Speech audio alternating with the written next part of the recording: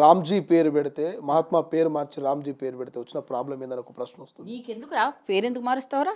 దేశంలో ఎన్నో సమస్యలు ఉన్నాయి, దాని మీద కాన్సన్ట్రేట్ చేయి. దాని మీద ఈరోజు జవాబులు చెప్పు.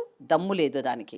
ఏంది మనకు ఉన్న ఎంప్లాయ్మెంట్ ప్రాబ్లం కానీ, ఈ 11 సంవత్సరాలు ఈ దరిద్రాన్ని మోస్తున్న జనాలకి, యువతకి ఏమి ఇచ్చారు అసలు? రైతులకు ఏం చేశాడు? ఈరోజు ఒక్కదానికి కూడా సమాధానం చెప్పలేని దుస్థితిలో ఉండి ఈ కులాలు మతాలు దేవుళ్ళను కూడా పెట్టుకొని రాజకీయం చేస్తున్న దౌర్భాగ్యపు పరిస్థితి ఈ బీజేపీది. అసలు వాళ్ళు దేవుడు అనేటప్పుడు మీరెవరండి దేవుళ్ళని డిసైడ్ చేయడానికి? అంటే రాముడు గొప్పడు కానీ మీరు కృష్ణుడు కాడా?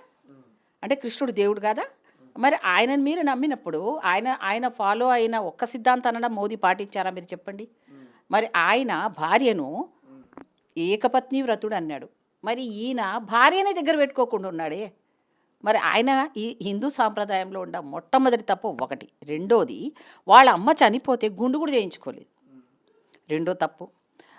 ఆ కార్యక్రమం అది 10 రోజులు అనేది లేకుండానే ఎన్నో కార్యక్రమాలకు వెళ్ళిపోయాడు. రైట్?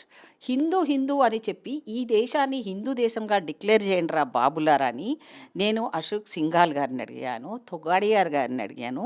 వీళ్ళ విశ్వ హిందూ పరిషత్ ఆర్ఎస్ఎస్ వాళ్ళ మీటింగ్స్లో నేను 7 years ఉన్నప్పటి నుంచి నేను ఎన్నోసార్లు అడిగినా దానికి సమాధానాలు చెప్పలేని వీళ్ళు ఈ దేశ ప్రజల్ని ఒక మతం పేరుతో దేవుడి పేరుతో మీరు చెప్పింది చేయడానికి మీరెవడు?